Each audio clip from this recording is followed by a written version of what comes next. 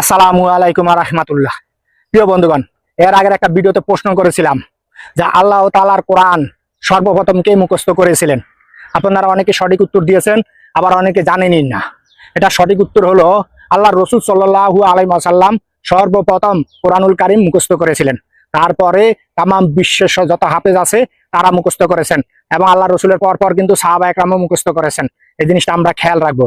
ওই ভিডিওতে প্রথম আপলোডের কালা ক্যাপশনটা অনেকটা ভুল হয়েছে, এরকম মারাত্মক ভুল হয়েছে যেটা আমি খেয়াল করতে পারিনি, একটু বিজি অবস্থায় এডিট করেছিলাম। তারপরে যখন আবার আপলোড করেছি আগের ভিডিও ডিলিট করে, ওখানেও দেখি ক্যাপশনে কিছুটা ভুল হয়েছে। যাই হোক, যেহেতু ভুল হয়েছে, ভুল মানুষ মাত্রই হয়, তা আপনারা আমাকে ক্ষমা সুন্দর দৃষ্টিতে দেখবেন।